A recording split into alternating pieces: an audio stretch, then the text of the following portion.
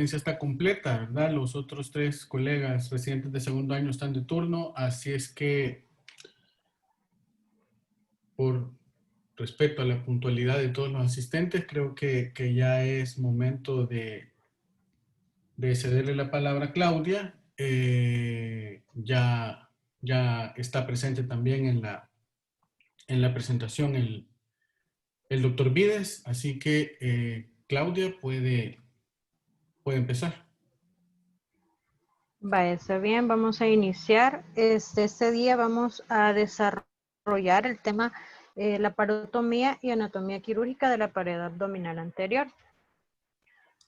Dentro de los objetivos que vamos a realizar o a desarrollar en este tema es definir qué es la laparotomía, identificar el origen embriológico de la pared abdominal, delimitar los puntos de reparo de la pared abdominal, identificar la anatomía quirúrgica, ¿verdad? Los componentes, el componente muscular, la irrigación, la inervación de esta y conocer los tipos de incisiones y complicaciones que pueden llegar a haber. Iniciando, ¿verdad? La laparotomía viene de las raíces griegas que significan cirugía de los flancos.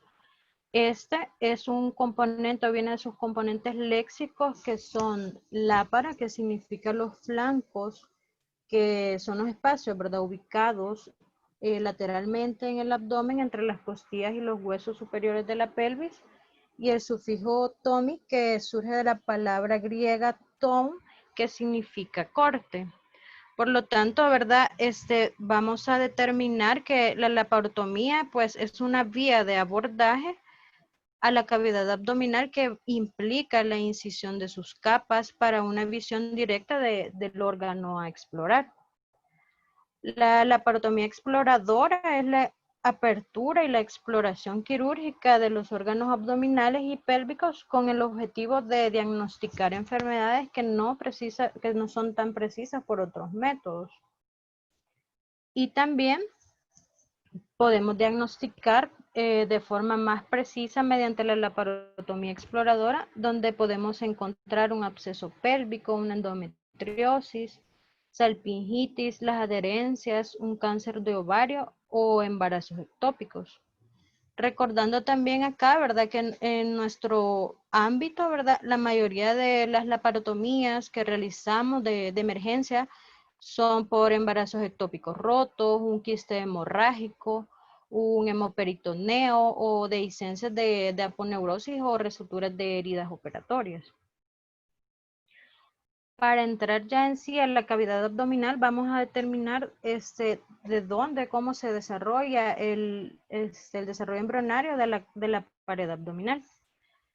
Y se dice que durante la 6ª semana de gestación, el mesodermo de los miotomas localizados a ambos lados de las columnas vertebrales, como podemos ver aquí, van a invadir la somatopleura, que va a ser la pared primitiva del abdomen. El mesodermo va a formar una estructura embriológica que va a ser semejante a una capa, y tras migrar de forma lateral y ventralmente se va a diferenciar para llegar a formar los primeros músculos, que son los músculos rectos derecho e izquierdo. Hacia la mitad de la 7ª semana, el cuerpo, que principalmente de la capa mesodérmica, se va a dividir en 3 capas, formando los 3 músculos planos ventralmente y el grupo de los músculos serratos dorsalmente.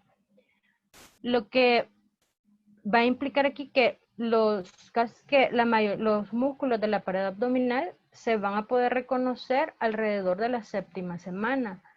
Y este desarrollo embrionario va a depender también de va a haber una invaginación de las vísceras extraabdominales que van a pasar a ser el contenido de la cavidad abdominal y que van a constituir por los músculos lateralmente y anterior y lateralmente de la pared anterior y lateral del abdomen. Entonces, la cavidad abdominal, vamos a decir que es la parte más superior y de mayor tamaño de la cavidad abdominopélvica. Va a estar constituida, ¿verdad? Desde el diafragma torácico hasta el diafragma pélvico y que este no tiene una continuidad o carece de un suelo propio, que es la cavidad pélvica. Se va a extender superiormente por la caja torácica osteocartilaginosa hasta el cuarto espacio intercostal y va a mantener, o sea, los órganos superiores, principalmente el vaso, el hígado y la pelvis mayor, que es la porción más ensanchada, la pelvis por encima del estrecho superior de la pelvis, va a sostener y proteger parcialmente las vísceras abdominales más bajas. También vamos a determinar las regiones de la pared abdominal, que nos va a representar principalmente, ¿verdad?, dos utilidades prácticas. La primera es que va a ser como un punto de referencia para determinar el origen del dolor de un órgano en específico. Y segundo, también como puntos nos van a servir como puntos de reparo que pueden ser de consistencias óseas o blandas, y siendo las óseas las más importantes para todos los procedimientos o principalmente para los procedimientos que vamos a realizar nosotros, que van a ser las incisiones de una laparotomía en la región pélvica, ¿verdad? En la cual vamos a tomar como puntos de reparo la sínfisis del pubis y las espinas ilíacas anterosuperiores. Entonces dice que las regiones del abdomen se pueden dividir en 9 cuadrantes, la cual va a estar constituida por 2 líneas que van a ser verticales y 2 líneas transversales. Las líneas verticales que van a ser líneas medio claviculares y 2 transversales, que una va a ser subcostal y la otra intertubercular. Lo vamos a dividir en los 9 cuadrantes y dependiendo de eso, pues vamos a tener una ubicación más específica de cualquier órgano. O también se puede dividir en 4 cuadrantes, que va a ser en una línea media desde la sínfisis del pubis hacia el apéndice sifoides y una línea transversal trazada a nivel del ombligo. Hay otros planos, como el plano transpilórico, que también hay algunos cirujanos que lo toman en cuenta, y el plano interespinoso. Entrando, ¿verdad?, ya a la cavidad abdominal, vamos a determinar que la pared anterolateral del abdomen va a estar dividida en 9 capas. La principal va a ser la piel, que es la primera, que es el órgano más grande. Va a contener, dice, llevan unas líneas de tensión, las cuales son en forma transversal en toda la cavidad abdominal. Posteriormente a esto vamos a encontrar el tejido celular subcutáneo, ¿verdad? Que se va a dividir en 2 capas o 2 fascias, que va a ser la primera, va a ser una capa más grasosa, y llamada también fascia de Camper, y la segunda, que es la capa más membranosa, que es llamada también fascia de escarpa. Posteriormente a esta, ¿verdad?, vamos a encontrar los músculos,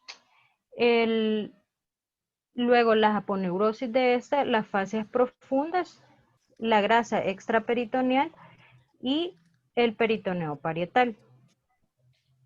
También acá podemos ver, ¿verdad?, un corte sagital de la parte inferior del abdomen para... Claudia, ¿sí? el doctor Valdés tenía una pregunta. Sí, doctor. Solo quería hacer un comentario. Regrese a la diapositiva anterior, Claudia, por favor. Quizás solo para agregar un comentario a lo que ya nos estaba mencionando Claudia.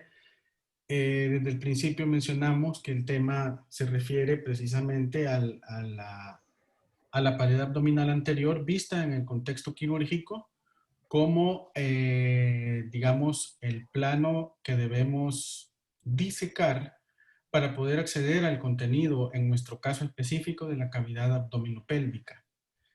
Esto tiene implicaciones incluso, digamos, estéticas. En nuestro caso, porque trabajamos con mujeres, muchas de ellas en edad fértil, Y las incisiones que elegimos tienen, como ya lo mencionaba, implicaciones estéticas que pueden ser importantes dependiendo de cada caso particular.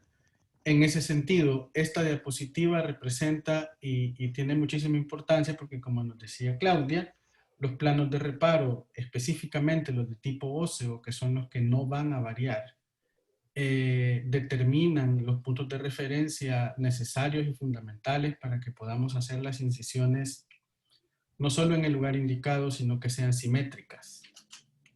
Debo comentarles que en el servicio de cirugía obstétrica, con cierta frecuencia podemos encontrar seriotomías que están lateralizadas, cosa que únicamente puede ser el resultado de que cuando tenemos a la paciente en la mesa quirúrgica y la tenemos vestida, probablemente perdemos algunas de las referencias que nos orientan y eso nos puede llevar a que una celiotomía quede lateralizada predominantemente hacia ya sea el lado izquierdo o derecho, ¿verdad? Entonces, esta diapositiva representa fundamentalmente cuáles son los puntos de reparo y las referencias óseas, las espinas ilíacas anterosuperiores, la sínfisis del pubis, la cicatriz umbilical, que son los puntos fijos que van a servir para que nosotros podamos parametrizar correctamente el sitio donde vamos a hacer la incisión y que ésta, además de que esté a la altura correcta, sea simétrica.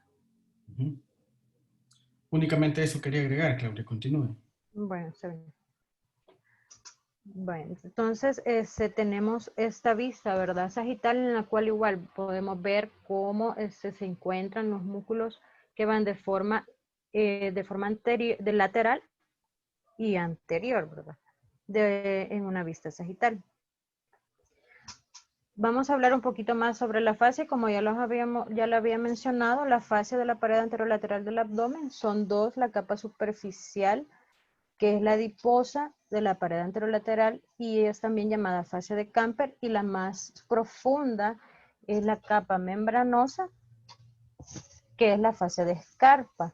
En esta pues tenemos que tener como tratar de diferenciar en el modo de cuando vayamos diseccionando, ¿verdad?, la pared abdominal. Porque en el momento en el que nosotros vayamos ya entrando a la capa más membranosa, vamos a saber que ya vamos a encontrar o nos anuncia la aponeurosis subyacente, la cual ya tenemos que tener un sumo cuidado para ya la incisión de la aponeurosis, que podemos llegar ya al peritoneo parietal. Vamos a llegar directo. Los componentes musculares, ¿verdad?, de la pared anterolateral, dice que esta va a estar formada por 5 músculos. Estos músculos son de forma emparejados bilateralmente, que son 3 músculos van a ser planos y 2 músculos son verticales. Los músculos planos son los músculos oblicuo interno, el oblicuo externo y el transverso del abdomen, que estos se van a ir a unir y van a formar una fuerte aponeurosis. Se finalizan a nivel de la línea medio clavicular y se van a ir a unir a nivel de la línea alba con se entrecruzan estos con la aponeurosis de los músculos del lado opuesto. Y por lo tanto, todas estas aponeurosis, la unión de estas aponeurosis nos van a llegar a formar la línea alba, que está constituida, o sea, se forma desde la apéndice sifoides hasta la sínfisis del pubis. De igual manera, los músculos verticales, como el recto del abdomen, que se forman también, se unen medialmente en la línea alba, y el músculo piramidal, que va a estar ausente en un 20%. Entonces, aquí tenemos que tener claro que los 3 músculos que constituyen la pared lateral del abdomen, que son los 2 oblicuos y el transverso, van a hacer un receso facial antes de rodear mejor dicho, antes de La- constituirse en la vaina de los rectos. Eso es importante que lo tengamos claro porque también va a representar una referencia de anatomía quirúrgica que va a ser muy útil para que podamos hacer una adecuada disección de los planos profundos de forma respetuosa y cuidadosa con la hemostasia, ¿verdad? Con una hemostasia meticulosa que debería ser el estándar en todos los procedimientos quirúrgicos, no solo de la pared abdominal anterior, ¿verdad? Pero que en nuestra especialidad se limitan, se focalizan en una porción relativamente pequeña de la pared abdominal anterior y que por lo tanto debemos dominar con suficiencia tanto la anatomía en sí misma como los principios anatómicos quirúrgicos para evitar las estructuras vasculares que son las que nos pueden inducir a una hemorragia inadvertida y también saber tratar los tejidos para evitar las lesiones inadvertidas de estructuras neurológicas. Para eso es importante que tomemos en cuenta que cuando estamos haciendo la disección específicamente del tejido celular subcutáneo, como ya nos lo mencionaba Claudia, hay dos tipos de fascia, la más profunda, tenemos que aprender a reconocerla porque ya no tiene aquel patrón homogéneo de lóbulos pequeños de un color más bien amarillento, relativamente simétricos, sino que ya se empiezan a ver haces de tejido conectivo un poco más firme y esa es la fascia profunda, por lo tanto, como ya lo mencionaba muy bien Claudia, subyacente a esa fascia profunda vamos a encontrar la aponeurosis. Y ahí hay estructuras vasculares que tenemos que tratar con mucho cuidado. Continúe, Claudia. Bueno, bueno, como ya Claudia, decíamos, ¿verdad? Claudia, perdón. Sí. Me parece muy acertado también lo que estaba diciendo el doctor Valdés y me parece clave lo último que él dijo, que es la disección cuidadosa, ¿verdad? Creo que ocupó esa palabra. Yo Sí. podría ocupar otra palabra que es delicada, Ajá, sí, ¿verdad? Debemos de tratar delicadamente los tejidos. Y generalmente nosotros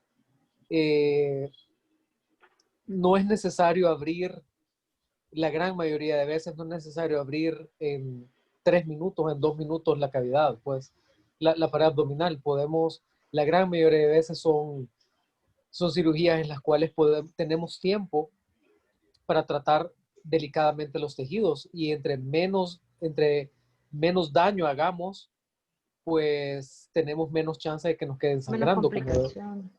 como decía Sí, el doctor Valdés, pues de hacer una buena hemostasia, de no romper los vasos, que me imagino que ya lo va a decir, los vasos sí, perforantes, que casi siempre nos lo llevamos cuando estamos estirando los músculos, separando los músculos casi y disecando la aponeurosis, pues. Entonces todo eso lo podemos evitar tratando delicadamente los tejidos, no arrancando, no rasgando, ¿verdad? Que la mayoría de veces lo podemos hacer. sí, doctor. Bueno, Y únicamente para complementar el comentario que nos acaba de hacer el doctor Vides, acuérdense, acuérdense siempre, nosotros lo que hacemos cuando estamos haciendo cualquier cirugía, una cesárea, una histerectomía, lo que quieran, es atravesando la pared abdominal anterior para llegar a hacer lo que nos interesa. En ese camino, lo que vamos a hacer con cada uno de los planos que tengamos que atravesar es disecarlo. La disección solo puede ser de dos tipos, roma y filosa. La disección filosa solo puede ser de dos tipos, fría y caliente, con bisturí o con cauterio. La disección roma solo puede ser digital, con pinza o con separador. El más experto la puede hacer digital. Conforme vamos ganando experiencia, la vamos a hacer digital, porque el control es menor. El grado de extensión de la lateralización de las incisiones de los diferentes planos en los que estamos trabajando con la disección digital es menor. Si hacen una maniobra de tracción contra tracción lateral o si hacen una maniobra de contratracción cefalocaudal, el control es menor. Y así como bien lo señalaba el doctor Vides, en la medida que no controlen el punto hasta donde llega la incisión de ese plano concreto en el que están trabajando, así les va a costar más identificar un sangrado inadvertido. Entonces, ojo, en todos los planos hacemos disección. Solo puede ser filosa o roma, en la clasificación que les acabo de mencionar. Siga, Claudia. Bueno, una de las estructuras, ¿verdad? Muy importante y creo que es de las más importantes que vamos a ver, tenemos que evaluar acá y tener en cuenta es la vaina de los rectos, que es un compartimiento fibroso, dice que es fuerte e incompleto de los músculos rectos abdominales y del piramidal. Esta es una capa que está formada por la aponeurosis de los músculos oblicuo interno, del oblicuo externo y del transverso del abdomen. Esto está formado o se divide en dos partes, que es la primera, las 3/4 partes superiores, va a estar formada por una capa anterior y una capa posterior. La capa anterior dice que es una aponeurosis del oblicuo externo y la mitad de la aponeurosis del oblicuo interno, y la capa posterior es la otra, está formada por la otra mitad de la aponeurosis del oblicuo interno y la aponeurosis del transverso del abdomen. Tenemos que tener en cuenta que aquí en la vaina de los rectos es donde se van a encontrar las arterias y venas epigástricas superiores e inferiores, todos los vasos linfáticos y las porciones distales también de los nervios toracoabdominales.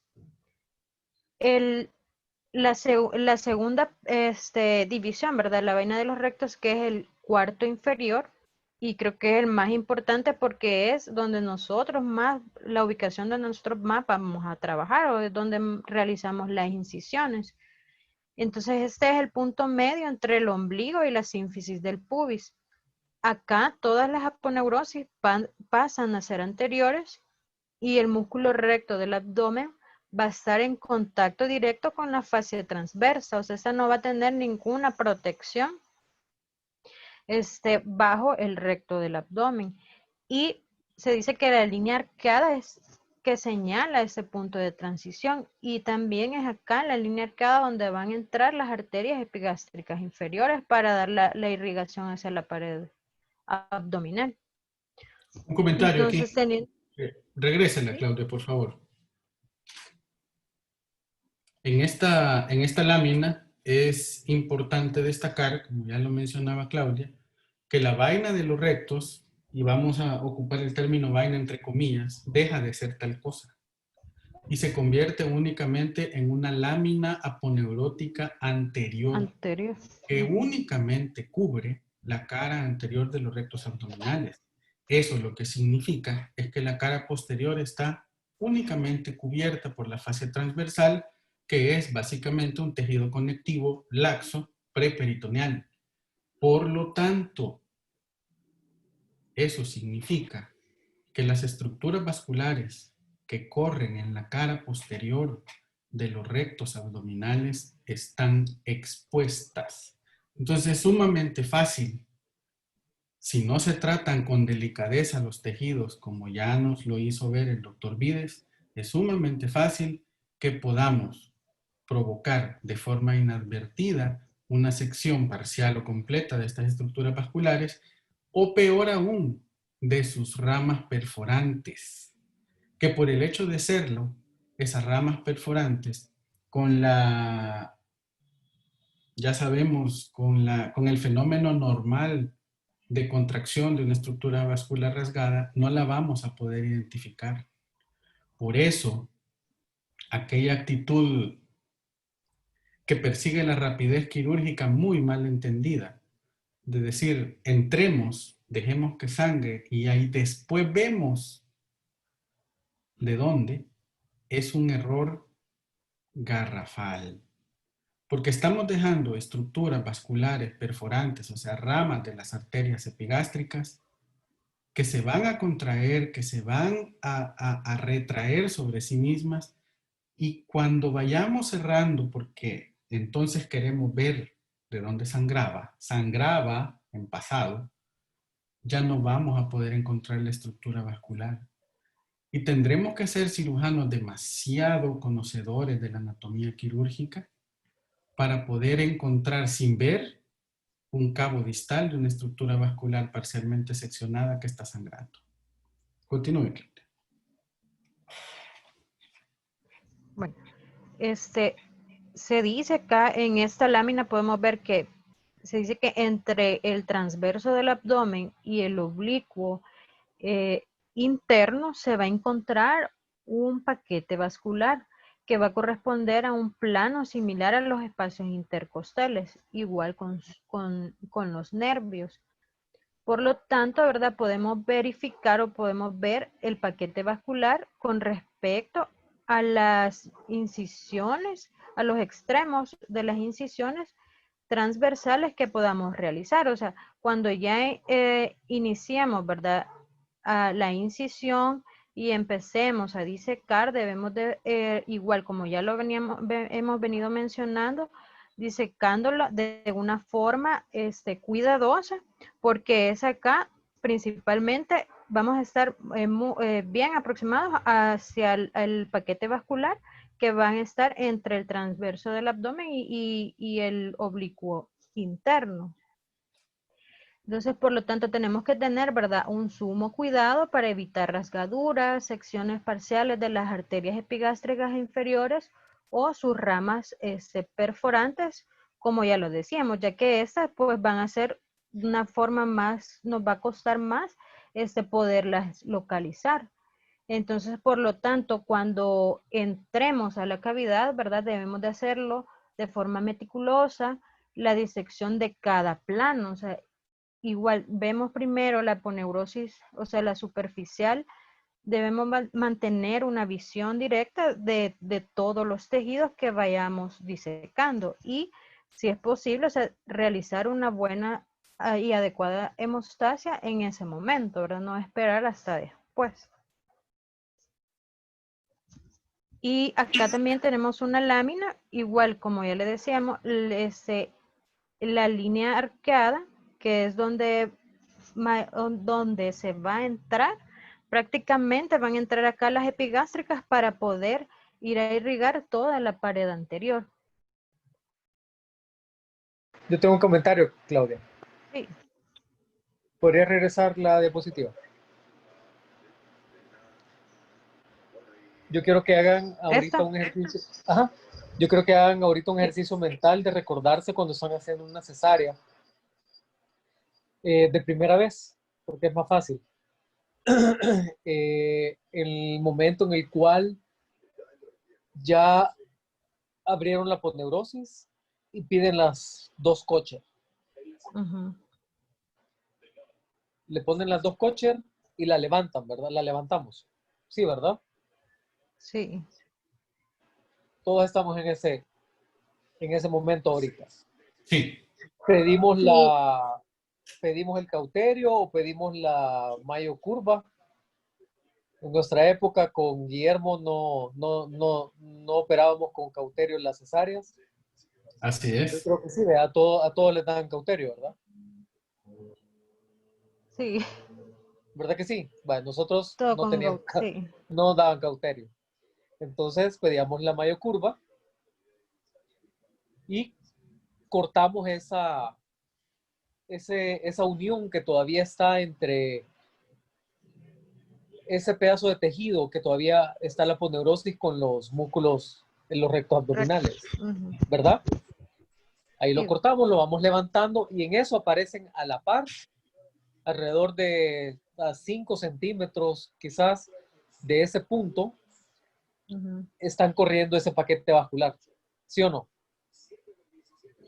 ¿Qué hacemos con ese paquete? Sí. ¿Qué hacemos la mayoría? ¿Qué hacen la mayoría? Porque yo lo regaño. ¿Qué hacen la mayoría con ese paquete lateralizado? Quiero que sean sinceros. ¿Qué hacen con ese paquete? Los quemamos. No sé. De un solo, los rasgamos. Lo rasgan, sí. Exactamente. Exactamente. La gran mayoría rasgan ese pedazo. ¿verdad? ¿Es necesario rasgar eso, sí o no?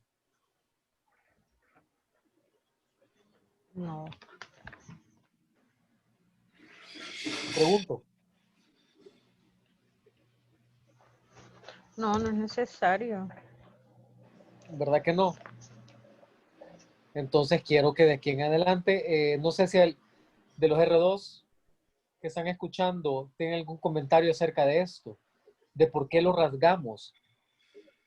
Muchas veces es inadvertido, ¿verdad? Muchas veces, la mayoría de veces, porque vamos a la carrera y como ya dijimos con Guillermo, no debemos ir a la carrera, pues no debemos, ¿para qué rasgar eso? Tratemos de mantenerlo intacto, pues. Si no lo rasgamos, si no lo cortamos, no va a sangrar. No sé si tienen algún comentario acerca de eso.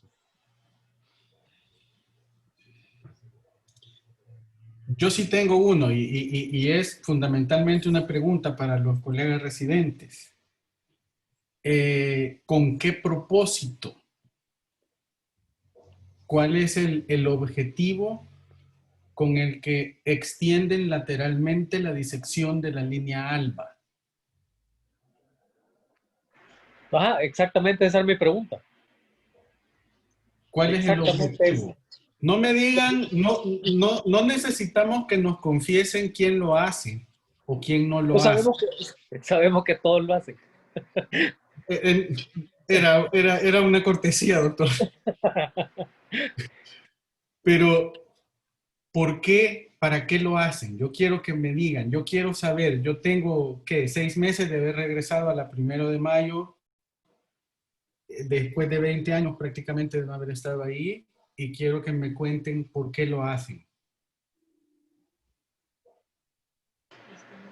Y una cosa, o sea, no solo es los R2, son todos desde los R3 hasta muchos agregados, etcétera, etcétera. O sea, lo que estamos tratando de hacer es dejarles en la conciencia, en su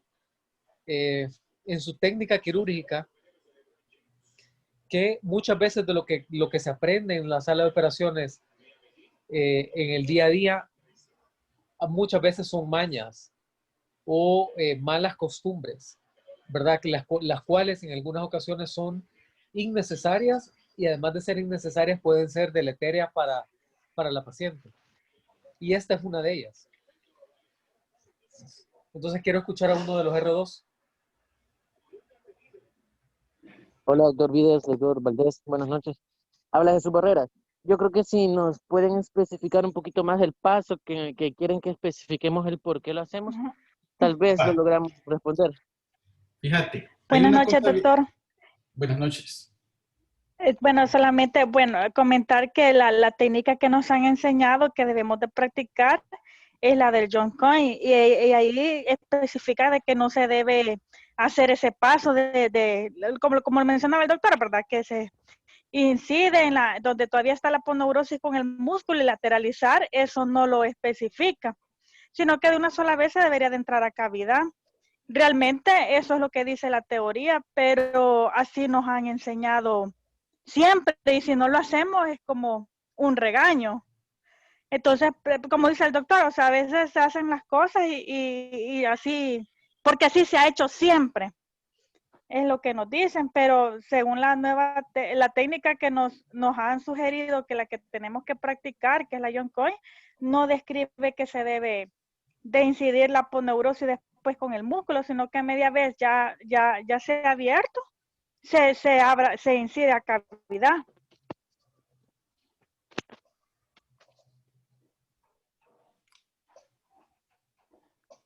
Quiere decir entonces que si estamos poniendo en práctica o si existe digamos, la directriz de que la técnica a aplicar sea la técnica de Joel Cohen y por esa razón no se debe extender lateralmente la disección de la línea alba y por lo tanto la aponeurosis, la disección de la cara lateral de la aponeurosis no nos debería acercar a las estructuras vasculares, específicamente a las arterias epigástricas. Entonces, eso querría decir que en el hospital la incidencia de complicaciones hemorrágicas, específicamente de hematomas subaponeuróticos, debería ser muy baja. Si eso fuera cierto, querría decir entonces de que no los encontráramos. Pero sucede que sí los encontramos. Entonces, la extensión lateral de la disección de la línea alba es, independientemente de que hagan la técnica de Joel Cohen, que hagan la técnica de Van Stilker, que hagan la técnica de Miska Vladach, no importa cuál técnica ocupen, no es necesario. No es necesario por una razón fundamental. Ustedes lo que quieren, a lo que quieren acceder es a ese punto donde las aponeurosis, que solo son anteriores en el cuarto inferior de la pared abdominal anterior, que solo son anteriores, les permita llegar al punto donde está la fascia transversal, que es un tejido conectivo laxo, para encontrar un punto de entrada que les permita separar los rectos abdominales. Solo eso quieren. No quieren disecar la cara lateral de la aponeurosis. No va a ser útil. No les va a dar más exposición, ni les va a permitir, ni les va a facilitar la extracción fetal. Entonces, si Inclusive, hacen doctor ese Valdés, paso, ¿sí? inclusive hasta ¿Perdón? para la frontal, para suturar la aponeurosis, hasta es un poco más fácil evitar ese paso. El que usted está mencionando, que no se lateralice. Sí, no hace falta lateralizarlo y por el contrario, al lateralizarlo, lo que van a hacer es, como ya lo mencionaba el doctor Vides, acercarse peligrosamente a las epigástricas, que como ya han podido ver tal vez algunos de ustedes, son sangrados importantes, o en el mejor de los casos, dejar sangrando ramas perforantes, que es lo más frecuente, y que son hematomas de 600 cc, ¿verdad? Nada despreciable. Y como pueden ver en esta lámina que tenemos en pantalla ahorita, específicamente a la derecha, y por eso fue que escogimos esta lámina con Claudia, ahí pueden ver exactamente de dónde nace la epigástrica inferior, que es de la arteria ilíaca externa, y miren qué superficial pasa, justo arribita de los piramidales. Entonces, no se acerquen ahí, no hagan esa disección. Cuando separen los rectos, háganlo con cuidado también. Si no nos va a hacer ningún otro comentario el doctor Vides, puede continuar, Claudia. No sé, continúo. Sí, Claudia, continúa. Bueno, hoy vamos a hablar sobre la vascularización e inervación de la pared anterolateral del abdomen. Principalmente, ¿verdad? La irrigación dice que la vasculatura superficial se va a localizar en los tejidos subcutáneos, irriga los tejidos también superficiales a la aponeurosis del oblicuo externo y la vaina del recto anterior. Entonces, como ya decíamos, la principal irrigación va a ser de las arterias epigástricas inferiores y de las arterias epigástricas superiores. Aquí podemos ver exactamente en la imagen que la arteria epigástrica inferior se va a originar de la arteria ilíaca externa, dice a nivel del pasa superior al ligamento inguinal. Desde acá, la arteria epigástrica inferior va a descender va a descender y a nivel de la línea arqueada va a entrar a la aponeurosis y a los músculos rectos abdominales. Va a unirse a nivel de la región periumbilical con las arterias epigástricas superiores.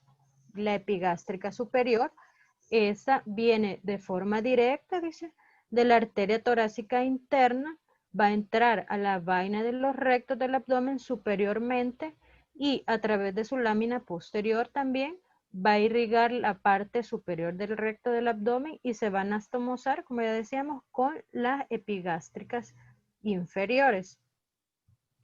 Además de esta vasculatura, también tenemos una circulación lateralizada, que esto nos va a ayudar cuando cualquiera de esas pues haya una laceración o una obstrucción de estas arterias. Y están las arterias, las subcostales y las musculofrénicas, que estas arterias vienen de las arterias igual de la arteria torácica interna y van a descender a lo largo del arco costal, como podemos ver acá, y se van a distribuir superficialmente y profundos en nivel de los hipocondrios y sobre el diafragma. Y también tenemos las arterias, las intercostales, que estas pues continúan más allá de las costillas entre el oblicuo interno y el transverso del abdomen en la porción lateral. Y esa más que todo en lateral y superior, en la parte superior del abdomen. En la parte inferior también van a estar unas colaterales que son las arterias circunflejas, superficiales y profundas, que también nos van a irrigar una parte de la región profunda de la pared abdominal. Entonces, el mensaje, regresemos, Claudia. Entonces, el mensaje fundamental de esta diapositiva es que a todos nos quede claro que la irrigación y el drenaje del cuarto inferior de la pared abdominal, de la pared anterior del abdomen, tiene suficientes anastomosis como para que si nosotros seccionamos parcial o completamente, no una arteria hipogástrica, pero una de sus ramas perforantes, van a seguir sangrando porque las epigástricas inferiores se anastomosan con las superiores, estas a su vez con las subcostales, estas a su vez con las circunflejas, y ahí tienen una pesadilla de anastomosis que no van a poder controlar. Que no vamos a poder controlar porque tendríamos que tener mucho tiempo para estar en sala, que la raquidia dure más tiempo y que tengamos un conocimiento superior de la anatomía quirúrgica. Y por lo tanto, la recomendación va a seguir siendo una disección cuidadosa y delicada y una hemostasia meticulosa de que vamos entrando a la cavidad abdominal. Sigue, Claudia. Bueno. A la orden, mire que entre todas las vemos. Ese es un resumen de lo que les había mencionado sobre el recorrido de las arterias, el origen y su distribución. Ahora, los nervios, la pared abdominal pues, va a estar inervado por nervios que van a estar ubicados en su forma superficial y también profundos. Los 4 nervios principales, que son estos, son los nervios tóraco-abdominales, que son sus porciones abdominales distales de las ramas anteriores de los 6 nervios espinales torácicos inferiores, que van a estar de 7 a 3. Cuídese, nos vemos en 3 semanas. Las ramas cutáneas laterales, que son de los nervios espinales torácicos de T7, T9 a T10, los nervios subcostales, que son una rama anterior gruesa del nervio espinal T12, y los nervios iliohipogástricos e ilioinguinales, que van a estar inervando la región inferior. Entonces, por lo tanto, ¿verdad? Tenemos que darle la importancia, ¿verdad? Más que todo, los nervios superficiales, que vamos a ver acá, que vemos en la izquierda, y los nervios profundos, porque también podemos llegar, si no realizamos una disección cuidadosa, podríamos dañarlos o seccionarlos de forma parcial o completa, y tendríamos que complicaciones de esa, ¿verdad? También podemos ver que estos nervios van a estar, o sea, van a inervar prácticamente toda la pared anterolateral y tienen su recorrido de forma oblicua, pero también principalmente son horizontales, los cuales los podemos dañar en las incisiones quirúrgicas o en el traumatismo en el momento de la disección de la pared abdominal, ¿verdad? Y tenemos que tomar, o sea, de mayor importancia también, porque ya que si lesionamos uno de estos nervios podemos llegar a provocar una debilidad muscular.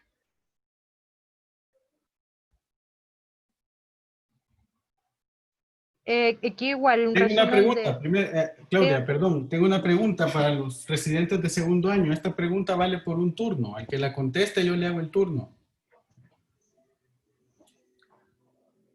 ¿Cuál es la... ¿Perdón? Dale, continúe, la pregunta. Ajá. ¿Cuál es la complicación que puede Ya los ocurrir? despertaste. Sí, vea, ya se emocionaron, vea. Yo digo que todavía aguanto un turno R2. ¿Cuál es la complicación que puede ocurrir por una sección parcial o completa del nervio ilio-hipogástrico, específicamente del nervio ilio-hipogástrico? ¿Qué es más frecuente? ¿Cuál es la más frecuente?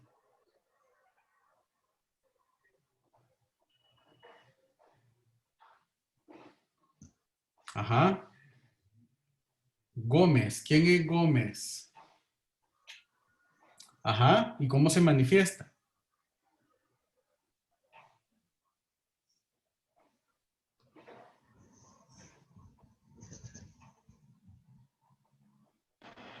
Ya lo están googleando todo.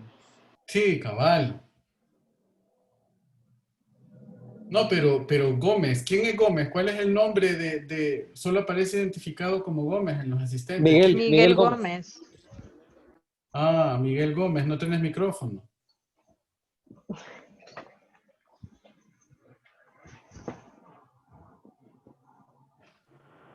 Va, entonces, Hola, doctor, ¿me escucha? sí. Sí, yo creo que es la parálisis de uno de los rectos, Ajá, y entonces. pero pues se va a manifestar como debilidad muscular y Debilidad muscular. El músculo recto abdominal no cumple con una función que permita dar ni fuerza ni sostén a la pared abdominal anterior. Esa función es propia de los músculos laterales, de los oblicuos y del transverso. Entonces, estas son las señoras que ustedes han visto que muchas veces después de una cirugía, después de una cesárea o después de alguna otra cirugía de la pared abdominal anterior, no necesariamente que la hayamos hecho nosotros, ¿verdad?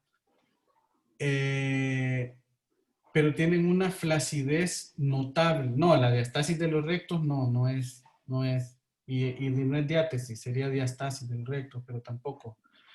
Pero el músculo, antes de llegar a la parálisis, se comporta como un músculo atrófico, flácido. Entonces son aquellos abdómenes que se ven naturalmente distendidos, ¿ya? Abdómenes naturalmente distendidos, pero que no tienen la tensión de un abdomen distendido. Esas son las complicaciones. Esas son las complicaciones que muchas veces no nos damos cuenta que provocamos. Porque nos emocionamos haciendo la disección Roma, ¿verdad? Porque es de madrugada y queremos salir rápido, porque ya estamos interesados en demostrar quién las hace más rápido, ¿verdad? Pero muchas veces tenemos la suerte de que no alcanzamos a ver esas complicaciones y eso es lo único que nos hace pensar que la paciente salió bien. Entonces tengan cuidado también en esto, porque puede pasar y a veces ni siquiera nos damos cuenta. Sigue, Claudia. Vale. Bueno, y acá la irrigación venosa, ¿verdad? La venosa y el plexo de los nódulos linfáticos. Entonces, vamos a ver que la mayoría, o sea, la piel y el tejido celular subcutáneo de toda la pared abdominal va a estar irrigado por un gran plexo venoso subcutáneo que va a drenar principalmente, dice que es a la vena torácica lateral y que van a llegar a la vena axilar e inferiormente hacia la vena epigástrica superficial y que llegan a la vena femoral. Y los nódulos linfáticos, estos se dividen en la parte, dice, superiores al ombligo e inferiores al ombligo. Los superiores al ombligo van a llegar a drenar hacia el nódulo linfático axilares y los inferiores hacia los nódulos linfáticos inguinales superficiales. Por lo tanto, cuando realizamos nosotros las incisiones transversales, también podemos llegar a interrumpir el drenaje linfático. Bueno, ya hablamos sobre la anatomía del abdomen. Ahora vamos a hablar sobre las técnicas de incisiones que vamos a realizar para una laparotomía. Se dice que la elección de la incisión, o sea, el objetivo de es elegir una incisión abdominal, es proporcionar una exposición adecuada para el procedimiento que vamos a realizar. Las consideraciones a tomar son la necesidad del acceso expedito a la cavidad, la certeza del diagnóstico, la ubicación, ¿verdad? Si este ya tiene una cicatriz previa, si tenemos la certeza o podemos pensar que puede haber una hemorragia significativa, minimizar el dolor postoperatorio y un resultado cosmético. Por lo tanto, se van a ver líneas, incisiones, ¿verdad? Longitudinales y transversas. Vamos a hablar principalmente de las que más utilizamos nosotros, ¿verdad? Como la incisión en línea media, que principales indicaciones de una incisión son la laparotomía exploradora y como en el traumatismo o la sepsis abdominal. Se dice que las incisiones en línea media no hay ninguna diferencia significativa con las incisiones transversas en cuanto que haya más complicaciones postoperatorias, tempranas o tardías, o también en cuanto al tiempo de recuperación. Dice que estas fueron similares.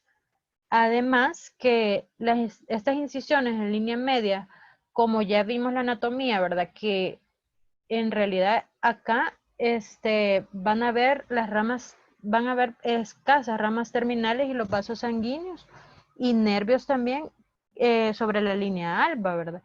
Por lo tanto, vamos a tener un menor sangrado, una menor lesión a alguna arteria o lesión a nervios. También la incisión en línea media nos va a proporcionar un acceso más fácil hacia las vísceras abdominales, especialmente los órganos pélvicos, que son los que nosotros vamos a estar que vamos a intervenir. Sin embargo, ¿sí? Regrésela, Claudia, por favor. Sin embargo, con las incisiones de la línea media tenemos que tener cuidado y no podemos olvidar que precisamente por la ventaja en cuanto a al menor sangrado que nos ofrece el acceso a través de la línea alba, es que debemos tener claro que la irrigación en esa localización específica de la línea alba es todavía más escasa que en el resto de la aponeurosis. Y eso, entre otras cosas, aumenta la incidencia de complicaciones de dehiscencias y hernias. Entonces, ojo con esto, ¿verdad? Yo me acuerdo que cuando yo era, y no se me olvida, yo lo tengo bien claro, yo me acuerdo que cuando yo estaba en la residencia, uno de mis profesores me enseñó cómo se tenía que suturar la aponeurosis, por qué no se daban puntos dobles y por qué los puntos no se daban tan seguidos ni tan apretados. Y ese profesor que me enseñó eso es el doctor Vides y hoy nos está escuchando. Entonces, en la línea media hay que tener especial cuidado de que el cierre sea meticuloso, de obliterar absolutamente todos los espacios muertos, porque esa facilidad por la que la línea media no sangra, o sangra poquito si queremos pensarlo así, también es la mismísima razón porque la incidencia de complicaciones como hernia incisional es muchísimo mayor. Y si tomamos en cuenta que muchas de las pacientes obstétricas que intervenimos para parto abdominal ya traen sus antecedentes de constipación intestinal, todavía mayor el cuidado de cerrar esa pared abdominal anterior, obliterando todos los espacios muertos, porque muchas veces lo que nos va a impedir que la hernia a mediano o largo plazo se forme es el cierre del peritoneo parietal. O sea que aquel argumento de que el peritoneo se cierra solito en 6 horas, sí, es cierto, en condiciones normales, pero cada paciente es diferente. Cada paciente es diferente y la restitución de los espacios y de las barreras anatómicas fisiológicas nunca va a estar de más. Continúe. Bueno, las incisiones transversales en las cuales vamos a encontrar la incisión de Maillard, en la cual esta es una incisión en la que se van a cortar los músculos rectos abdominales. La incisión de Pfanstiehl, que es la que más conocemos nosotros y en la que separamos los músculos rectos abdominales. La incisión de Cherney, que es una operación en la cual hay un desprendimiento de los tendones. Entonces vamos a describir cada una de estas, en la cual la incisión de Pfanstiehl, ¿verdad?, que es la que la mayoría nosotros realizamos o que hacemos, va a ser una incisión que se realiza, dice, de más o menos de 2 a 5 centímetros por encima de la sínfisis del pubis, con una longitud de 10 a 15 centímetros. Posterior a eso, pues vamos a incidir la piel y el tejido celular subcutáneo hasta la vaina de los rectos, donde vamos a incidir de forma transversal. Posterior a eso, con unas pinzas Kocher, se sostienen las fascias superior e inferior y se diseca, dice, de manera roma o cortante los músculos rectos subyacentes desde el ombligo hasta la sínfisis del pubis. Posterior a eso, como ya vamos a encontrar los rectos abdominales, los vamos a abrir a lo largo de la línea media, exponiendo así la fase transversal y llegando a la capa del peritoneo, donde vamos a incidirlo verticalmente. Así como vamos a entrar para el cierre de esto, dice de que acá no menciona sobre el cierre en realidad del peritoneo, solo dice que se deja suelto. Y los músculos rectos abdominales, dice que si hay una diástasis de los músculos, podríamos realizar una aproximación de estos y posteriormente con una sutura absorbible o no absorbible, con suturas interrumpidas o continuas. Y la piel, ¿verdad?, con puntos subcuticulares. La incisión de Pfanstiehl pues nos va a proporcionar una excelente resistencia y estética y la exposición adecuada para procedimientos pero limitados a la pelvis. Sin embargo, pues existe una mínima oportunidad de poder extender las incisiones si se desea una exposición más amplia.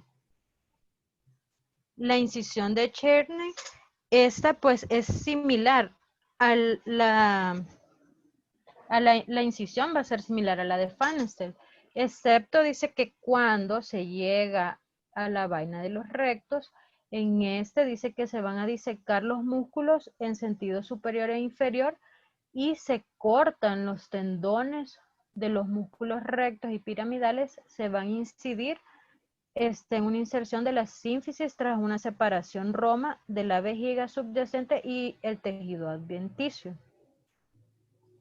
Posterior a esto se van a retraer se retraen caudalmente y el peritoneo se va a incidir longitudinalmente.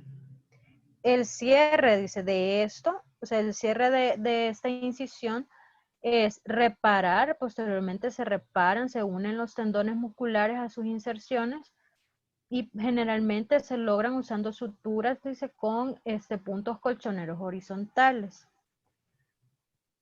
Una de las ventajas es que de esta incisión es que va a haber una exposición al espacio retropúbico de rectus, lo que va a ayudar más que todo en aquellas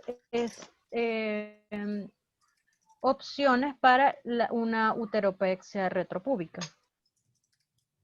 La incisión de Maillard, esta es una incisión en la que, o sea, de igual forma vamos a entrar a la piel como una Pfanstiehl, pero en esta hay una incisión transversa de todas las capas de la pared abdominal, que por lo general dice que se realiza a nivel de las espinas ilíacas anteriores. Entonces, el cierre de estos, pues, es igual es cerrar nuevamente los músculos con una sutura absorbible de 0. Al igual también que la ventaja de estas incisiones es que pueden limitar el acceso a las partes superiores del abdomen según el hábito corporal también de la paciente, pero tiene mucho mayor incidencia, como vamos a cortar los músculos, tienen una mayor incidencia de producir hemorragias tardías por el corte del músculo, ¿verdad? Y sabiendo que aquí es donde están la irrigación de los vasos epigástricos inferiores. Ahora, el cierre de esto dice que el peritoneo pues se va a repitalizar en 48 a 72 horas. La aponeurosis es un cierre continuo y la longitud de pues debe de ser aproximadamente de 4 veces la longitud de la incisión. El tejido celular subcutáneo dice que el cierre de puede ayudar a prevenir la apertura superficial de la herida, pero también va a estar también más asociada a que se produzca un seroma, haya un hematoma o infecciones de la herida. Y la piel se va a cerrar, se puede realizar con una sutura subcuticular, con grapas de acero inoxidable o absorbibles o una cinta quirúrgica o pegamento, ¿verdad? Generalmente esto se puede usar un apósito estéril para proteger la herida quirúrgica durante al menos 24 a 48 horas después de la operación. Aquí quiero hacer una aclaración, Claudia. Sí, doctor.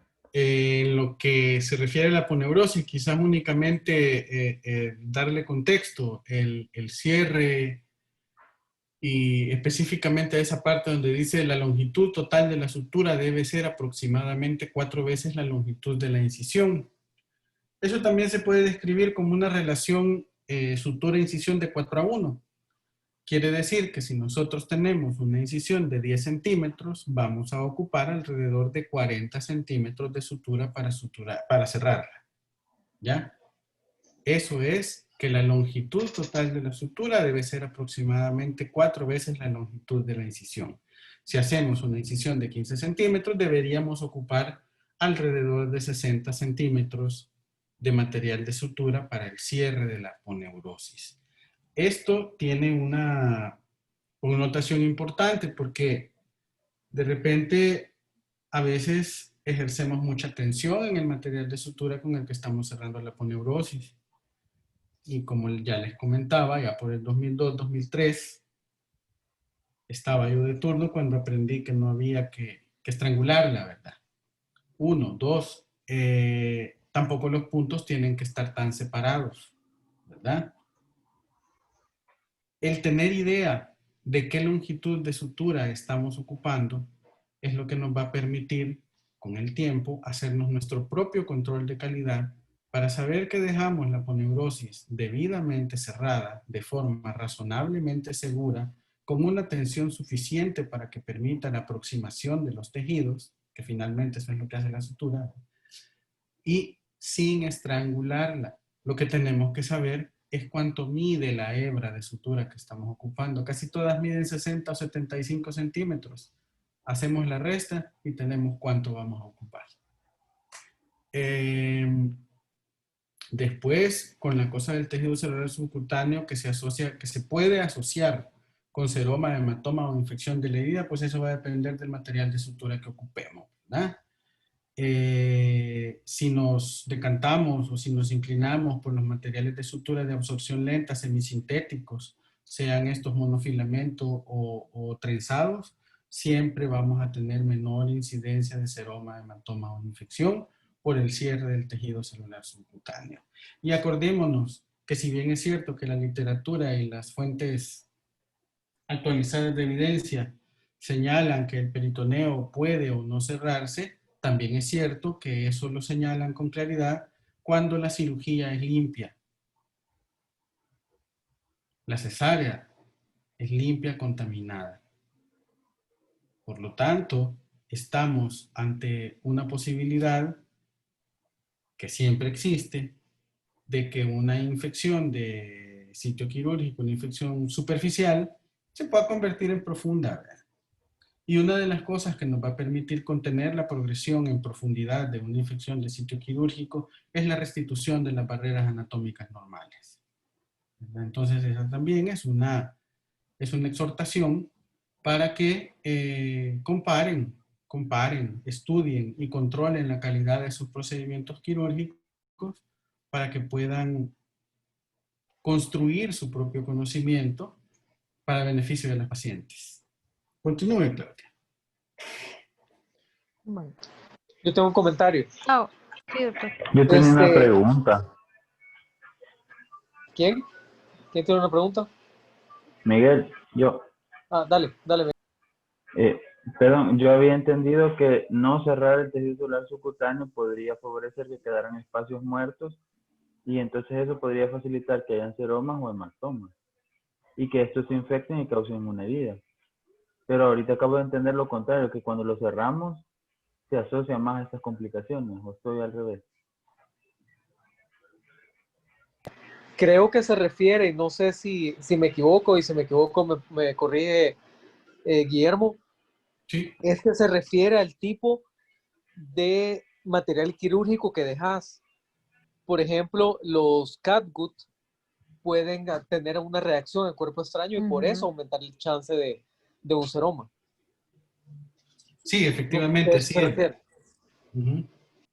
Exacto, así es. Acordémonos que en el tejido celular subcutáneo también están todas las ramas superficiales de las arterias epigástricas que bien las vamos a seccionar a la entrada, deberíamos hacerles hemostasia, pero dependiendo del panículo de la paciente, también pueden haber sangrados que ameritan el cierre de este plano. Entonces, si ocupamos, como decía el doctor Vides, un material absorbible, en este caso el crómico, el catgut, que es con una alta capacidad de generar reacción de cuerpo extraño, pues entonces es el mismo material de sutura que te va a promover la formación de un seroma.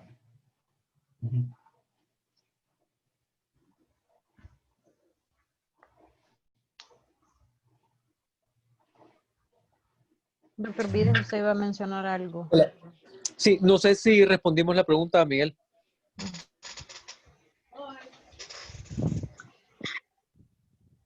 Ok, entonces, pero en aquellas pacientes que tienen obesidad, pues muy probablemente se van a ver favorecidas con cerrar el celular subcutáneo, ¿verdad? Así que depende, sí, depende de cada caso, pues. Bueno, lo otro que quería decir era que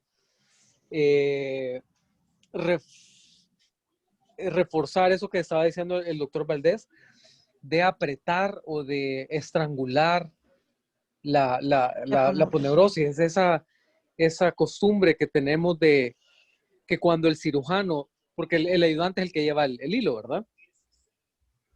Entonces, quiero que también hagan el ejercicio mental, que se remonten a cuando están ayudando una cesárea, cuando el cirujano da el punto y ustedes de ayudantes agarran el hilo, lo socan. Hasta truena el volado cuando le hacen. ¿Sí o no? ¿Verdad? Entonces se crea la falsa idea cuando estamos aprendiendo a operar, que entre más se soque el hilo, más fuerte va a quedar la poneurosis. Esa percepción se tiene. Y es lo contrario. Ahora estamos aprendiendo que entre más hilo ocupemos, ¿verdad? Entre esa relación de 4:1, ¿verdad? Eso nos va a dar la calidad que va a quedar mejor reforzada la poneurosis. ¿Verdad? Y si lo socamos, vamos a producir un estrangulamiento, una disminución de la irrigación de la aponeurosis, que ya sabemos que depende No de la... está tan irrigada tampoco, o sea, Exactamente, exactamente. ¿Verdad? Y eso también, algunos tenemos la maña, no sé si han encontrado todavía gente que da colchonero a la aponeurosis. ¿Verdad? Entonces, todos esos van a aumentar el chance de necrosis de la aponeurosis y, por supuesto, de licencias. de licencia, sí. Ajá. Con respecto La a otra- eso, doctor, perdón. Ajá. Dice que, bueno, hoy que estamos aprendiendo, obviamente, son quizás algunas de las recomendaciones que nos hacen, que hay que jalarlo bien y Que lo cuando dejemos estamos bien operando, socado. ajá, y al menos eso es lo que nos han enseñado. Por Lo que eso sí se lo estaba también diciendo. hemos visto, hemos estudiado es que, por ejemplo, no hay que hacer, bueno, colchoneros o que sean sorjetes, por ejemplo, sino que solo sean continuos para evitar necrosis. Pero sí nos han enseñado que tiene que quedar bien socado.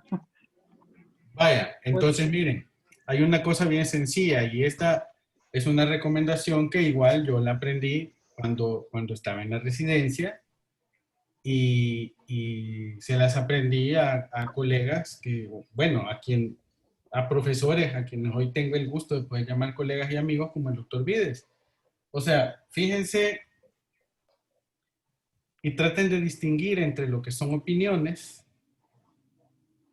y lo que es conocimiento. Ahora estamos viendo aquí con fuentes de conocimiento internacionalmente aceptadas y actualizadas que la relación para cerrar la aponeurosis tiene una constante y es de 4:1 con respecto al material de sutura y la longitud de la herida, ¿verdad?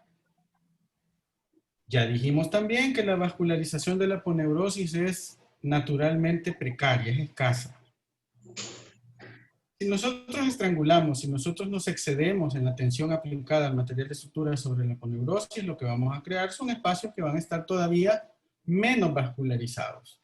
Y por lo tanto, estamos generando isquemia tisular. En ese pedacito de aponeurosis que quedó debajo de ese hilo excesivamente apretado.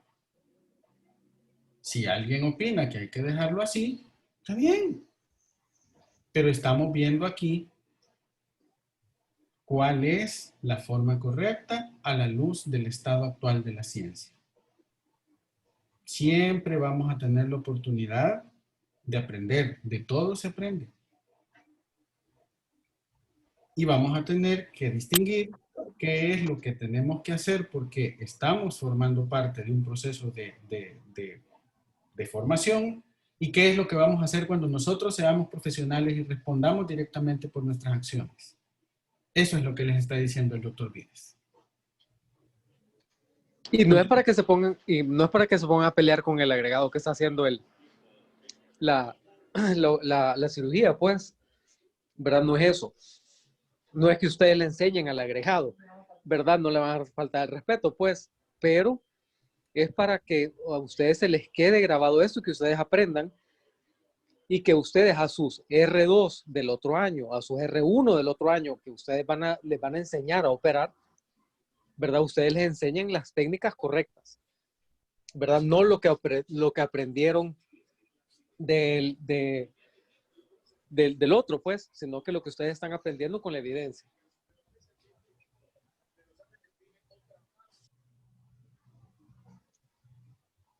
La doctora Zaira Martínez quería hablar.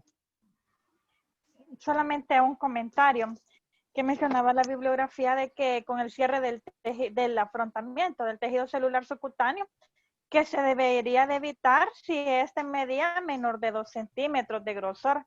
Pero en vista de nuestra población de que tiene mayor de 2 centímetros, o sea, casi en todas las personas se realiza, pero solamente daba esa recomendación. Y es una recomendación que se puede seguir siempre y cuando estemos seguros de que hemos hecho una hemostasia meticulosa, ¿verdad? Porque de repente puede ser que tenga, no se me ocurre a alguien que después de un embarazo pueda tener un panículo adiposo que mida 1 centímetro o menos, ¿verdad? Pero Pero aunque hubiera una paciente que tiene justo los 2 centímetros, si estamos seguros de que hemos hecho una hemostasia meticulosa y que ese espacio muerto que vamos a dejar, porque por definición va a ser un espacio muerto, si ese espacio muerto tiene bien hecha la hemostasia, cerrémoslo, tranquilos. Si estamos seguros de que la hemostasia está bien hecha. Si tenemos duda, si hay un ápice de duda y no queremos pasar por la pena de que la señora le tengan que explorar la herida dentro de un par de horas, entonces bien valdría la pena que valoremos el cierre del tejido celular subcutáneo, el afrontamiento del tejido celular subcutáneo.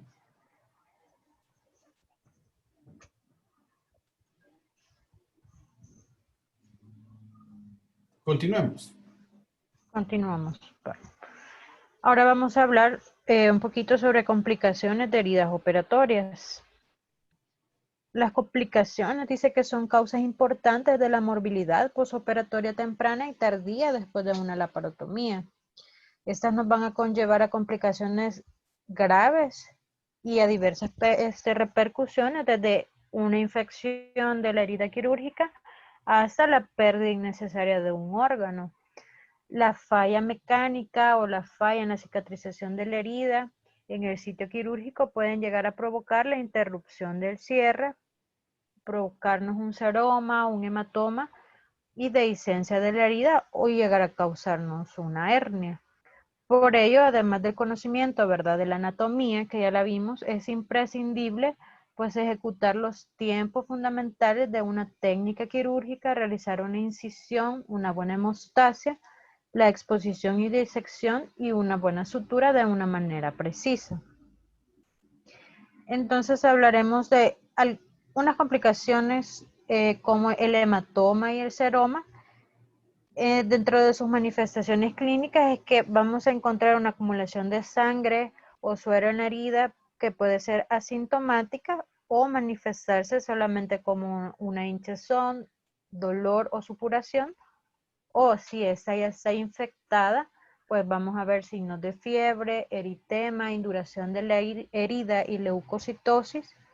El diagnóstico de esta principalmente pues va a ser mediante el examen físico en la inspección y palpación de la herida. El tratamiento de estos hematomas y seromas, pues, si son pequeños, pues pueden tratarse de forma expectantes, pueden llegarse a drenar, y para los hematomas, ya que son sintomáticos, hay una apertura de la herida de forma parcial o completa, se deben de realizarse una revisión de esta en condiciones estériles. Como ya decíamos, ¿verdad? El hematoma pues es un acúmulo de sangre dentro de la vaina, puede ser dentro de la vaina de los rectos o entre los planos musculares laterales del abdomen, secundarios a los desgarros o lesiones de las arterias, ya sean epigástricas superiores o las inferiores, o las arterias circunflejas ilíacas externas, o por desgarros musculares. Los factores de riesgo de estas pueden ser diversos, como en el embarazo, una cesárea, contracciones musculares violentas, discrasias sanguíneas o en las cirugías abdominales. La clasificación puede ser espontáneo, traumático o postquirúrgico, que es más frecuente en aquellas cirugías abiertas como en una laparoscopía. Un comentario aquí. Regresemos, creo Sí, que. doctor. En la definición, si se fijan, secundaria a desgarros o lesiones arteriales de las epigástricas superiores e inferiores o circunfleja ilíaca externa. Quiere decir de cualquiera, ¿verdad? Pero además que de cualquiera, también quiere decir que de sus ramas, específicamente de sus ramas perforantes. Entonces, nuevamente, yo voy a parecer disco rayado, ¿verdad? Pero nunca, hasta hoy no me he cansado de repetirlo. Disección cuidadosa, hemostasia meticulosa. Porque si hacen sangrar una perforante, ya no la van a hallar. Y entonces va a ser el hematoma, ¿verdad? Entonces vean que es cualquiera de esas arterias principales y sus ramas. Continuemos, Claudia. Bueno. Dentro de las manifestaciones clínicas, pues va a haber un dolor de comienzo brusco que se va a acentuar con los movimientos que contraen la pared abdominal.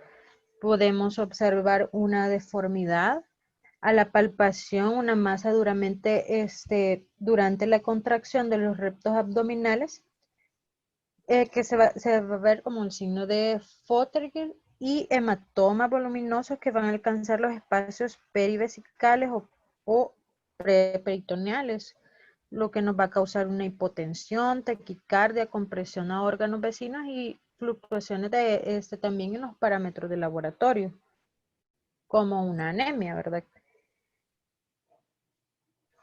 Dentro de los métodos diagnósticos, el examen físico, ya lo dijimos, en los parámetros de laboratorio, vamos a evaluar la hemoglobina, el hematócrito, podemos tomar una ecografía en la cual la sensibilidad va a ser en un 71% y el TAC que nos ofrece una sensibilidad del 100%. El tratamiento puede ser conservador, que la mayoría son autolimitados en los casos en los que no hay una sospecha de un sangrado activo. Y el diagnóstico de imágenes nos va a reportar una colección pequeña y sin ningún compromiso hemodinámico. Y quirúrgicos, si hay un sangrado continuo, no hay una disposición de arteriografía percutánea o embolización, y debemos de realizar, o sea, la evacuación y la hemostasia, ¿verdad?, de la arteria que esté afectada. Otra de las complicaciones, la dehiscencia de las fascias. Esta se va a deber a la tensión de la pared abdominal que va a superar la fuerza del tejido o de la sutura, o la seguridad del nudo. Puede ocurrir al principio, al final del periodo postoperatorio, y puede involucrar una parte, o sea, una dehiscencia parcial, o toda la incisión, una dehiscencia completa, ¿verdad? Dentro de los factores, pues los más importantes para nosotros va a ser aquellas condiciones que van a aumentar la presión intraabdominal, o infecciones de la herida quirúrgica, o también el tipo de cirugía. La incidencia de esta ruptura de las fascias dice que varía entre un 0.4 y un 3.5%. Puede haber un abundante drenaje serosanguinolento, a menudo vaya precedido de la sensación de estallido, dice, y un abultamiento incisional exacerbado por las maniobras de Valsalva. La mayoría de estas dehiscencias van a ocurrir entre los 4 a 14 días después de la cirugía, con un promedio entre los 8 días.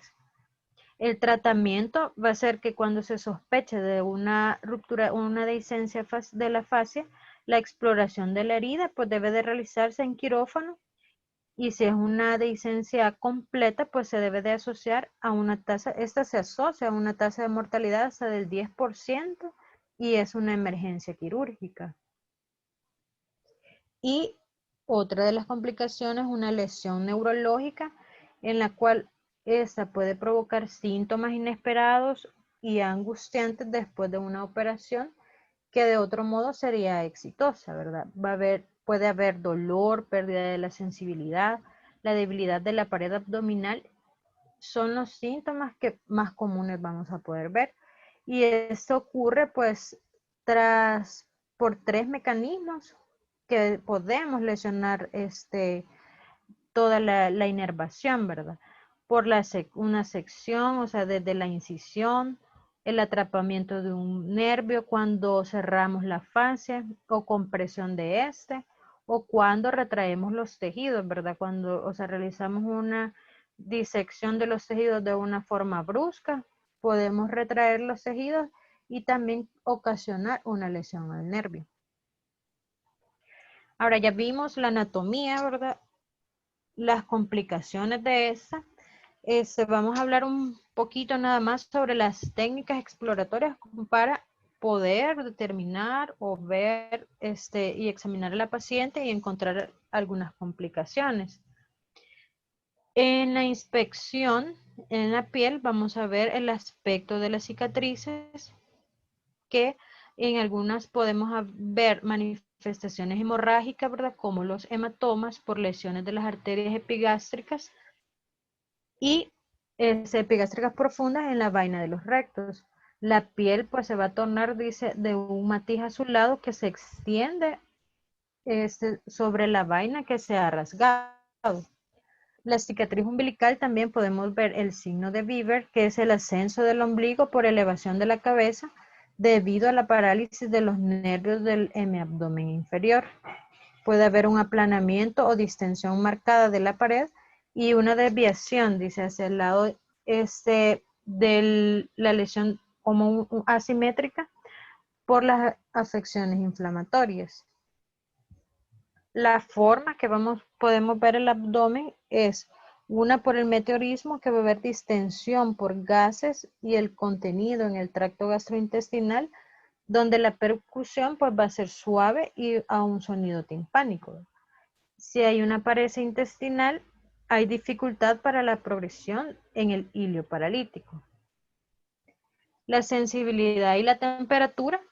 La sensibilidad pues la podemos explorar con instrumentos finos, con una aguja o punta roma aplicada suavemente al área de la exploración. La temperatura se va a evaluar más frecuente con el dorso de los dedos de las manos del explorador, y estos dos parámetros pues nos aumentan localmente en aquellos procesos inflamatorios parietales o viscerales profundos y difusamente en la peritonitis aguda generalizada. La tensión de la pared abdominal la vamos a explorar, dice, con las manos colocadas paralelamente y algo por fuera de la línea media, apoyada por la palma sobre la pared, teniendo los dedos ligeramente encorvados. También podemos evaluarlo mediante la elevación de la cabeza, haciéndole una presión contra de la mano no diestra del examinador, la cual es la maniobra de Gardner. Y alteraciones, ¿verdad?, de la configuración de la pared abdominal, que la vamos a ver por deformaciones parciales, que pueden ser prominencia. Las tumefacciones parietales son de varias causas, por tumores de la piel, de los músculos, de sus aponeurosis, por abscesos y por hematomas, que se pueden reconocer fácilmente con la palpación. La percusión, que lo podemos ver, dice, en derrames o líquidos inflamatorios, la percusión nos va a dar unas zonas mates y otras zonas de timpanismo, que es el abdomen en tabla. En los cambios de posición del enfermo no se va a encontrar un cambio rápido del sonido, dice, como en los derrames mecánicos. Y a la auscultación, pues la presencia de una barrera física de densidad variable en el espesor de la pared abdominal va a impedir la transmisión del sonido, ¿verdad? Por lo tanto, se va a percibir una atenuación localizada de los ruidos peristálticos. Y para finalizar, ¿verdad? Les iba a mencionar sobre los principios de Halsted, los cuales dice que incluyen un manejo gentil de tejidos, una técnica aséptica, la disección anatómica de los tejidos, una hemostasia cuidadosa, la obliteración de los espacios muertos y evitar las zonas de tensión. Mediante el corte, o sea, una hemostasia adecuada, la disección o separación cuidadosa, ¿verdad?, de los tejidos y la reconstrucción de cada plano de la pared abdominal. Por lo tanto, estas maniobras básicas, ¿verdad?, nos van a llevar a tiempo, o sea, vamos a tener tiempos fundamentales de la técnica quirúrgica. Y eso es todo.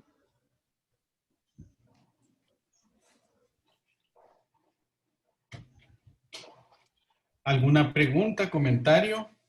¿Algo que quieran que les ampliemos? Muy bueno, los felicito a los dos, de verdad. Excelente. El tema, creo que hemos aprendido mucho esta noche.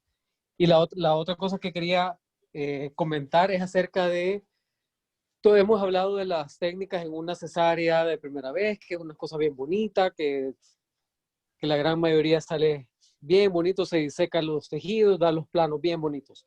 Pero la otra es las 2 cesáreas anteriores, 3 cesáreas anteriores, etcétera, etcétera, en los cuales encontrar un plano se vuelve un tanto dificultoso, ¿verdad? Entonces, muchas veces la técnica, esto que hemos aprendido de que la técnica de ser cuidadosos y todo eso, de no romper tejidos, de no desgarrar, muchas veces es hasta muy poco probable o hasta imposible, y terminamos desgarrando tejidos que no queríamos desgarrar.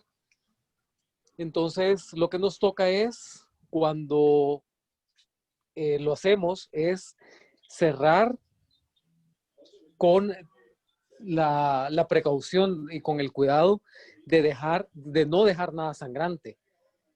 Y me quiero referir a un problema que yo tuve, una complicación que yo tuve, y se los digo, fue en lo privado, con una paciente de 2 cesáreas anteriores, que me hizo un hematoma, y un hematoma del subaponeurótico y un hemoperitoneo por una arteria que dejamos libre en el espacio de Retzius, ¿verdad? ¿Cómo llegamos a abrir el espacio de Retzius? A romper una ramita ahí no me acuerdo qué arteria es la que pasa por ahí dejando una rama en el espacio de Retzius.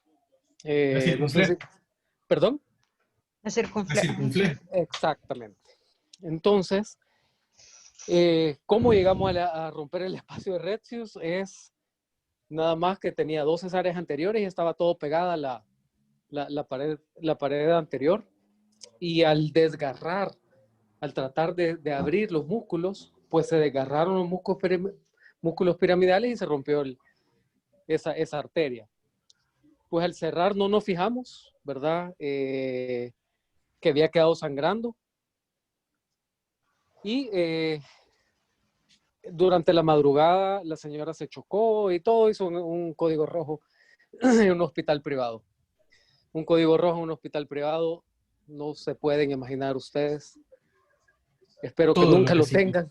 Es lo que significa eso,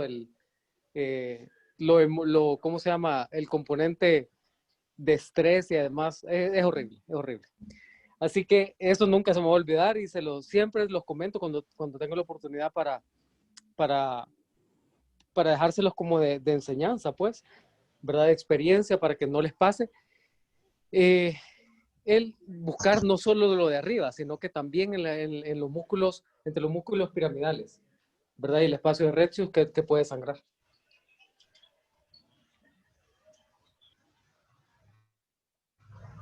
Muchas gracias, doctor. Claudia, estas son todas las diapositivas. Sí, bueno, tengo su presentación. Espérame. Solo son un par de diapositivas que queríamos compartirles, que básicamente son para poner en contexto lo que hemos platicado.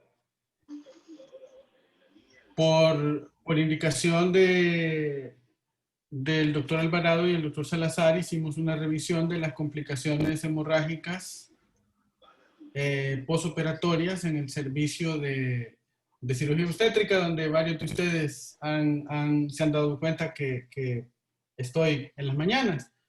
Revisamos cuál era el nivel de precisión con el que hacíamos, con el que se llenan los reportes operatorios, y veíamos precisamente que el reporte debería contener al menos 44 variables de los puntos que se disecan y del nivel de hemostasia que nos interesamos en realizar y que reflejamos en el reporte operatorio. Pase a la siguiente.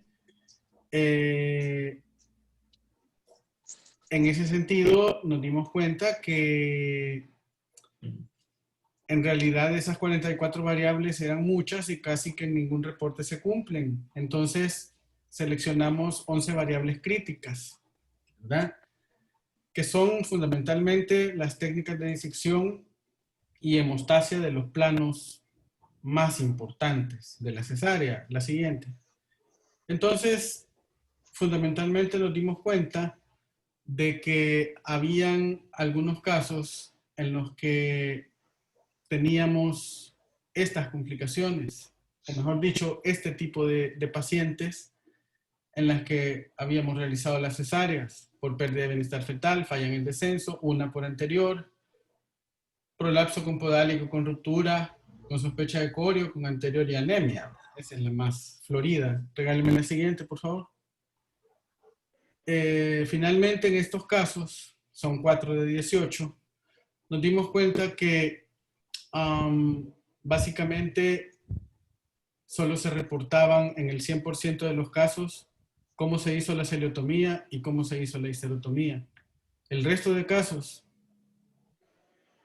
reportan muy poquito, pero muy poquito con respecto a la hemostasia en el plano aponeurótico, a la hemostasia en el plano intraabdominal, a la hemostasia de la histerografia, no dicen nada acerca de esto. Y estos 3 puntos son los más críticos de todos. El tejido celular subcutáneo, el cierre de la aponeurosis, la incisión de la aponeurosis y el cierre de la aponeurosis. Regáleme la siguiente, por favor. Entonces nos damos cuenta que de los reportes que evaluamos únicamente se reportaban estas 3 variables. Cierre de la apo, incisión de la aponeurosis y hemostasia o cierre o afrontamiento del tejido celular subcutáneo. Regáleme la siguiente, por favor. Al revisar los expedientes que tuvieron complicaciones, que son estos mismos, nos damos cuenta que los 4 fueron hemoperitoneos, vasos epigástricos y perforantes sangrantes en uno de los casos. Hay sangrado de los rectos abdominales en otro de los casos. Y otro hematoma subaponeurótico, adherencias de rectos abdominales, puntos a los bordes del peritoneo vesicouterino. Aquí, coágulos y sangrado oscuro al abrir aponeurosis, coágulos sobre músculo, músculo friable, abundantes coágulos y sangrado oscuro en cavidad. Hemostasia con crómico 1 y electrocauterio en rectos abdominales. Y hay una segunda laparotomía por la misma causa, otro hematoma subaponeurótico. Pase la siguiente, por favor.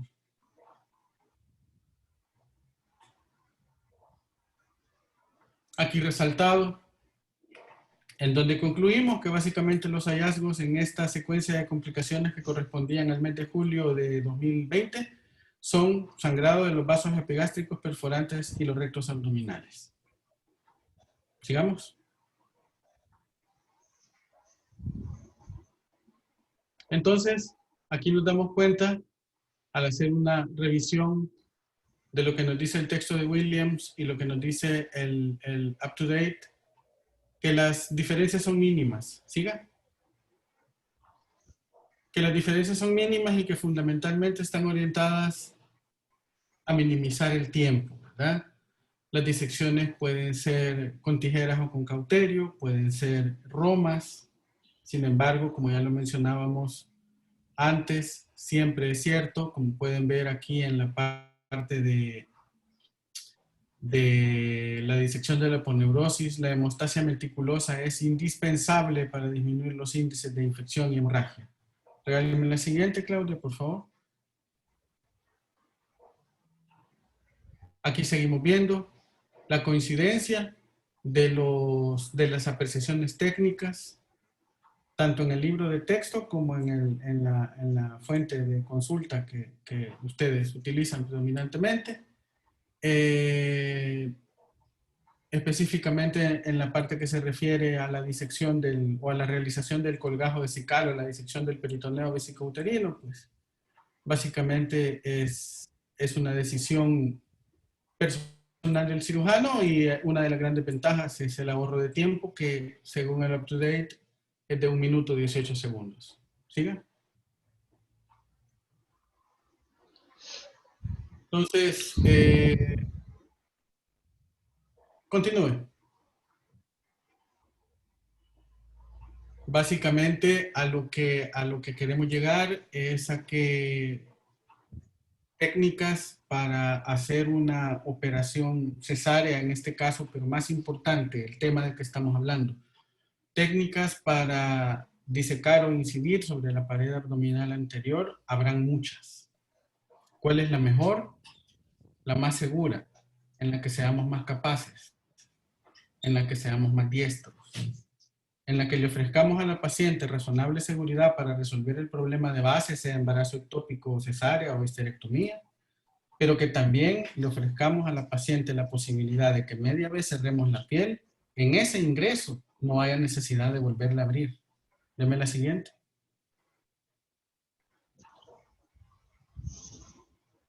Y para eso de lo que se trata, sí, y para eso de lo que se trata es de que cumplamos, primero,